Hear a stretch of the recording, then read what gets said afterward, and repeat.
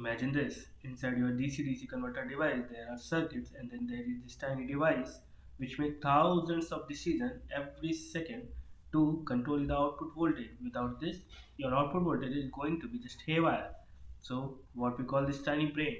So this tiny brain is known as opamp. Greetings from India and welcome back to our channel. Today we continue our journey and see how we can use this device to our advantage in controlling the output voltage of our DC-DC converter. So let's jump straight in. So op-amps. So these guys are our tiny mathematician. So you tell him to do some stuff and he will do it. So in many textbook you might have seen this guy in a 3-pin configuration which looks something like this. So it has a triangular shape and it has two pins which are input Vn and Vp. Yn because it goes into the minus terminal and Yp because it goes in the plus side of the terminal. And this is my Vo. And in many textbook you might have seen this in 5-pin configuration as well. So most of the data sheet it comes in a 5-pin configuration where the input side remains same Vn and Vp and the output side also remains same.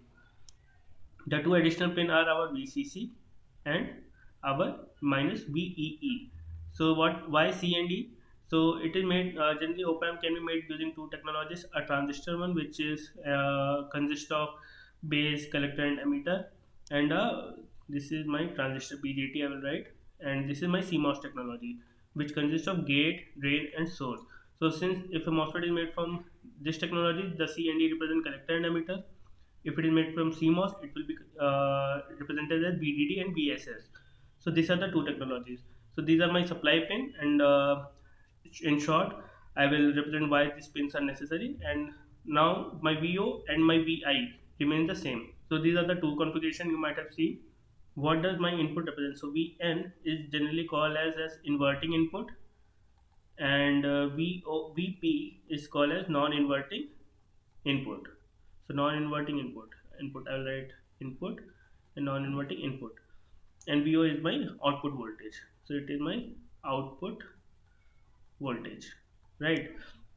So what is inverting? So suppose there is a system and you feed wave input AC current, and if you observe the output is 180 degree out of phase, then it is known as inverting input. And for non-inverting, if you give it a AC input, the output will be in phase with the input. So there is no change in the output phase. So there is a 180 degree phase change and there is 0 degree phase change here.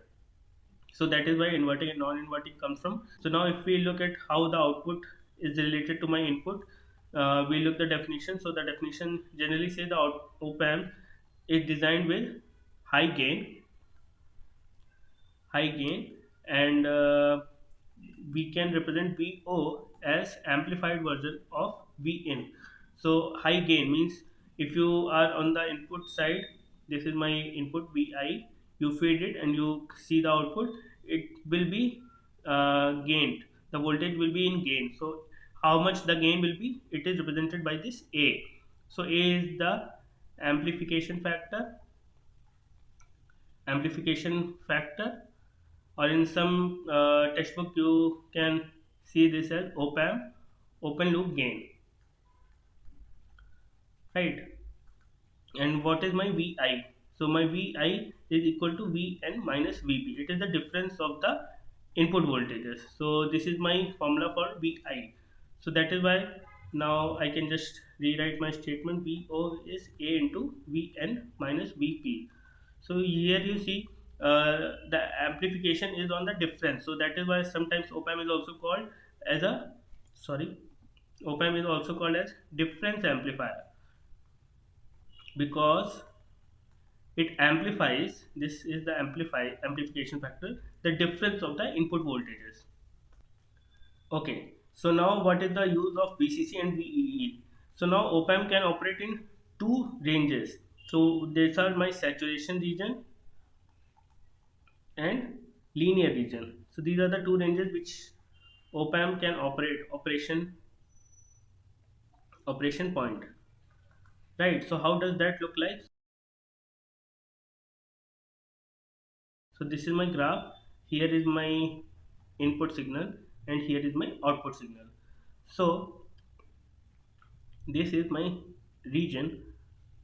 So this is called as voltage transfer curve, right? So what is transfer curve means? It is the ratio of output by input, right? So output by input. So now you see this flat area here and a flat area here. So this is my VEE point minus VEE, and this is my plus VCC point. So now how much voltage you apply on the supply side, that will define your saturation region. So generally we try to avoid this region. So we generally try to avoid this region. So both this region we try to avoid, and we try to operate only in this area. So this is my linear area, and the slope of this line is nothing but our amplification factor. So that is the physical significance of our VCC and VEE. Now we will look at some of the characteristics of an ideal op-amp. So characteristics of ideal op-amp. So now my ideal op-amp has, the very first characteristics is the input resistance is infinite. My output resistance is 0. You can also call it as high Z, right? So and third one is, this is my output, and the third one is A is equal to infinite. So my amplification factor is infinite. So now suppose a situation where my input, this is my op-amp, and V output, so this is my input terminals. So now if you suppose my Vi is equal to some 2 volt, so the output voltage will be 2 into infinite, which is not making any sense. So ideally A is in the order of 10 to the power 5 to 10 to the power 6. So but still it is a very high value. So now if you suppose my input voltage, the difference between the negative and positive terminal is 50 microvolt. So what will be my output voltage? It will be 50 into 10 to the power minus 6 into 10 to the power 6, which is still 50 volt, which is still high for the output. So we want to take this value of A to our use cases. So in different circuit we want to have a different gain. So what we do? So engineers found a very tricky way. So what they did was, I'll draw it in a different color. So what engineers did was, they took an op-amp, right? So they took an op-amp and they took the input terminal, output terminal, connected impedance element here, so Z1. What they did was, they took a portion of the output voltage and feed it back to an input side with a impedance in middle, and they got the control over the amplification factor. So what will be the amplification factor for this circuit? So it will be A is equal to minus Z2 by Z1. Minus sign shows that output voltage will not be in phase of the input voltage. So let me say that this is my input side. So the output voltage will be some phase difference will be there from output and the input side. Okay. So now we got the control over our amplification factor, which is now defined by Z2 minus Z1. So now what can be Z? So your Z can be your resistance or a resistance capacitor, which can be any combination of this, or an R, C or L. I have rarely seen this, so and these two are very prominent, right? So now op amp can also comes in two configuration: inverting and non-inverting configuration. So what I have drawn here is an inverting combination. When the input voltage, so let me name this. So my input voltage is on the negative input terminal of the op amp, so it will be considered inverting op amp configuration with negative feedback. Non-inverting will be when I apply input voltage to just the positive side. So Vi, if I apply just the positive side, and this I'll just ground it, so this will be considered as non-inverting op amp. We are particularly interested in inverting op amp, and we will go ahead with this configuration in our buck converter. So,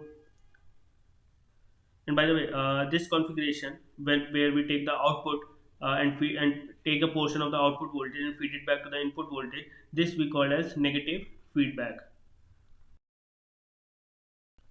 So now we have control over our A, so which is given by the Z2 by Z1.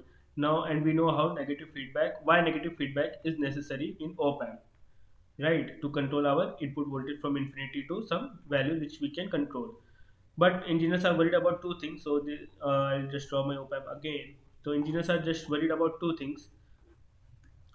So this is my input side, this is my input, this is my output. So now engineers are worried about two things, which is how much they are going to get as an output and how late they are going to get an output. So whether they are going to get it after 180-degree phase, or there will be a phase change of minus 60-degree. So in order to identify how much and how late they are getting, we use Bode plots. So this is going to be the topic for the next video, but I'll just give a quick overview of this. So Bode plot, what it does is it analyzes your system. So this is suppose my system. So it analyzes your system by passing different frequencies. So I'll pass one frequency with suppose 10 hertz and 10 hertz. I'll increase my frequency to 100 hertz, 1000 hertz, and like that to up. Suppose I'm going to increase it up to some 10 100 megahertz, right? 100 megahertz. So if I going to increase my frequency and I will feed each of this frequency in my system, so how my output is going to react with every input I'm going to give to my system. So this is what Bode plot does. So it tells you how much gain you're going to get, gain, and how much phase change you're going to get for each frequency that I'm going to feed your system. So what is the benefit of this?